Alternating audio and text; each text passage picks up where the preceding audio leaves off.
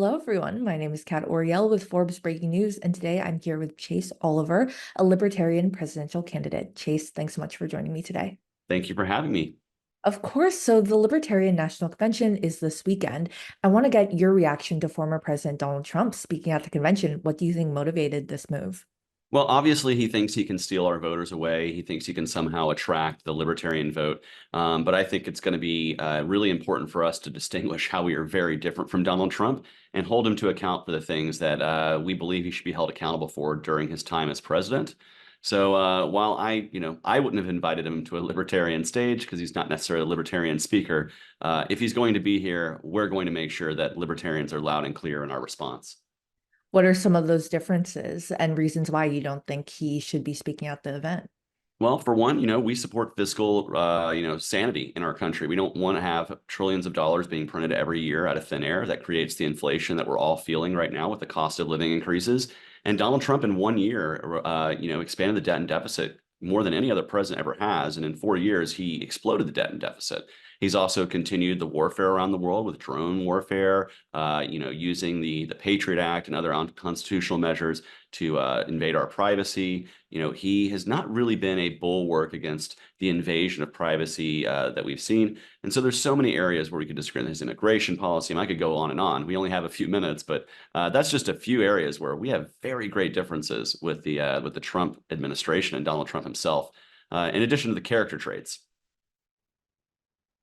Well, RFK Jr., also not a libertarian, will be speaking at the convention. Do you feel similarly to Trump, at where you don't really agree with him being selected to speak at the convention? Well, I think with Trump, you actually have 4 years of a record to actually speak out against. I don't think RFK should be invited either. I think the Libertarian Convention should be to push for our libertarian candidates, and that's not just the presidential and VP candidates, but we have candidates running all over the country that could use the exposure and press that comes from a convention that we're just not going to be able to have because there'll be other people who are taking that stage time up. RFK is one such person. And nothing against RFK Jr. I imagine he's learning right now how hard it is to run with the ballot access laws in this country. But he's not a libertarian, and I don't think he's going to get much support from our party based on some of his positions, which involve greater governmental authority in areas like housing and the environment that we just oppose. Well, RFK Jr. did call on Trump to debate him at the convention. Doesn't seem very likely to happen. But since they're going to be there, would you like to see an opportunity for them to get up on stage, debate one another, maybe also yourself or another candidate? Well, I think if any debate's going to occur at the Libertarian Convention, it should include the Libertarian candidate for president. So, no, I would not support an RFK versus Trump debate, but I certainly would welcome if there's a debate stage where we can have RFK, Donald Trump, the Libertarian candidate, who I would want to be myself, and potentially, Joe Biden. I think that's a debate stage that the American people deserve to see next month on CNN in Atlanta. And if I'm the Libertarian candidate, I'm going to be pushed to be included in that debate because we're going to be on enough ballots to get 270 electoral votes theoretically. And that should be the threshold. Well, I mean, you've already said that you don't really support Trump, RFK being at the convention. I know President Biden was also invited to speak, so I'm assuming that you also wouldn't have liked to see him take the stage, or Yeah. would you have? I don't have warm feelings for any of them. Yeah, but so I'm just curious, why are these candidates being invited if, they're not libertarians? Well, that you'd have to speak to the internal party leadership at the moment to determine their mindset around that or their motivation for doing that. I have to believe that they believe it will be publicity to our convention, and that's why they're doing this. But to many people, it just seems like, we're like opening the door. And that, I don't see Donald Trump inviting the Libertarian candidate to one of his rallies, and I don't see RFK doing that, right? And so we're bringing them on our largest stage. And a lot of libertarians just feel upset that we're never going to get anything like that in return from them. And so that being said, with this election cycle coming up, we're facing most likely a Trump-Biden rematch. How are libertarians feeling about the rematch in general? And what does this rematch mean for the Libertarian Party? How can it be sort of a good opportunity and stepping stone for the party? Absolutely. I think first off, we're not really thrilled about this being the rematch, just like most Americans. A majority of Americans say they'd be willing to look at options outside of those two. Libertarians, of course, are no different. We've been looking outside those options for a long time. But I do think it presents a real golden opportunity for our party to reach out to voters who are dissatisfied, particularly Gen Z and millennial voters who just are not seeing what they want from either Biden nor Trump, nor even RFK in many cases, right? There's an open field to get these young people into the tent and to help grow our party foundationally. Most people become libertarians or Democrats or Republicans between the ages of 18 and 29. And so that's the demographic we want to reach out to. And Gen Zers are going to be 40 million voters potentially in this election. They're voting in higher frequency than my generation did at the same age range, or Gen Xers or boomers. And so it's really a great time for us as a party to reach out to this younger generation of voters, bring them in and build a new foundation for the Libertarian Party that can thrive for the next generation. How have you been able to reach out to Gen Z? What's the messaging look like? Well, our messaging is, first off, we're listening to you. We're understanding the concerns that you have. And right now, the biggest thing that we're seeing in campuses across the country is an anti-war movement of people who are tired of seeing the military, our militarism being exported around the world, particularly in this case, it's with Israel and Gaza. But I look forward to speaking to them. If there's a debate stage with Trump, Biden, RFK, and me, I will be the only candidate that is wholeheartedly calling for a ceasefire today and an end to this and then change the policy. And so that's something that can attract a whole bunch of young people right now who are activated. But in addition to other things like fixing the student loan crisis to help lower education costs in the future, addressing the immigration crisis, which so many young people feel is a human rights violation at our southern border, and using libertarian philosophy to address things like the environment and bodily autonomy and a woman's right to choose. These are the issues that matter to Gen Z voters, and so those are the issues that we need to reach out to them with the libertarian solutions.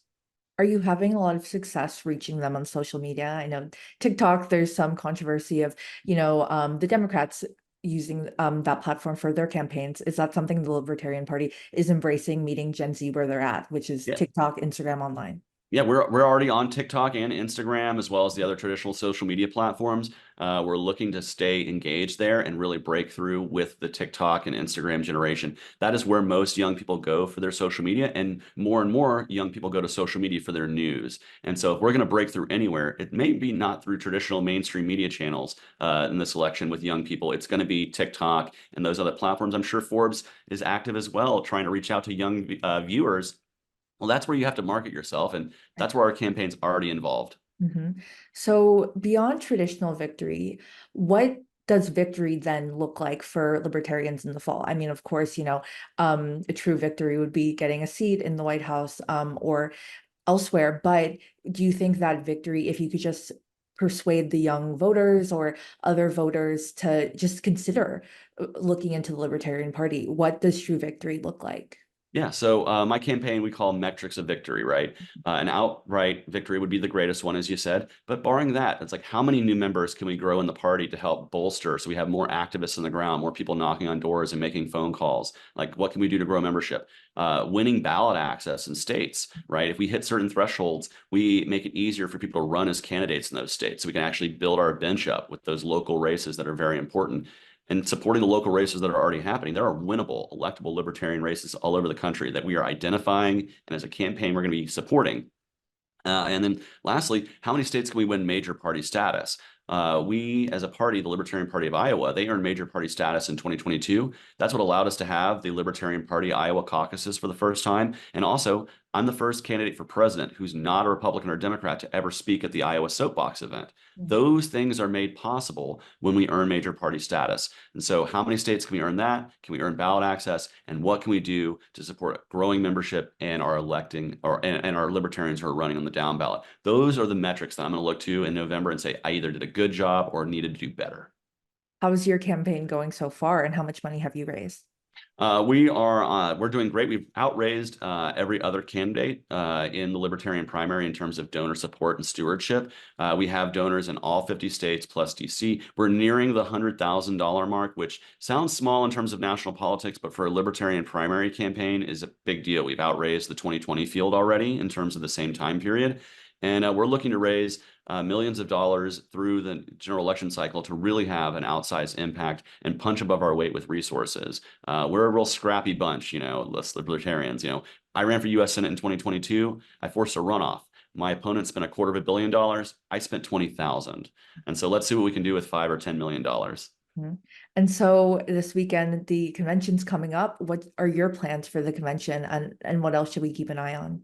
Well, I am first and foremost, I'm going to be doing the business of the party as a delegate from the state of Georgia. So I will be voting on the business meeting and things like this. And of course, I'll be on the floor meeting those delegates, shaking the hands, trying to earn those votes. But my campaign will have its own breakout room, complete with a whole photo area and exclusive campaign swag. And of course, we'll be also tabling in the convention hall.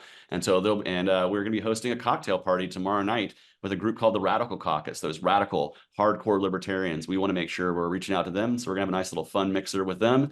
So yeah, it's going to be a very, very busy weekend, but I'm super excited for it. And I hope libertarians across the country are excited for us to get a ticket, to have a candidate, and be able to run against Joe Biden, Donald Trump, and RFK as forcefully as we can through November.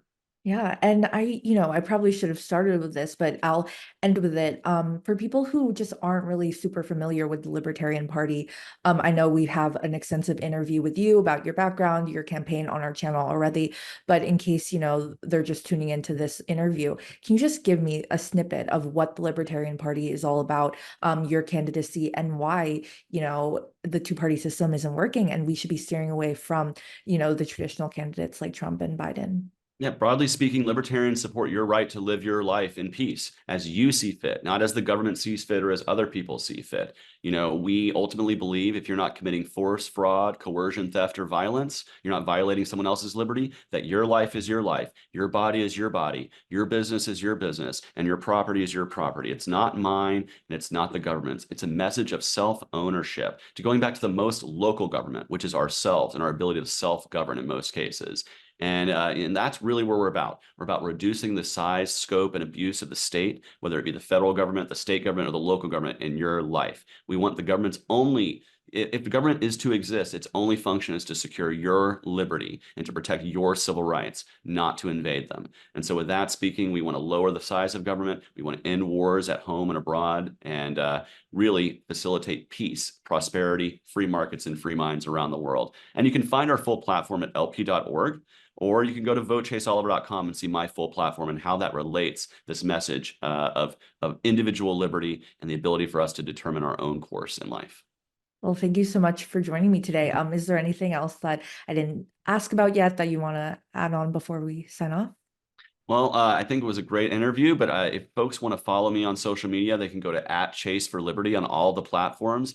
We mentioned TikTok and Instagram, but also Facebook, X, and we'll be launching on and YouTube. We'll be launching on other platforms soon. So those of you who are watching, stay tuned, check out the campaign, get involved. We'd love to have you help us fight the two-party system.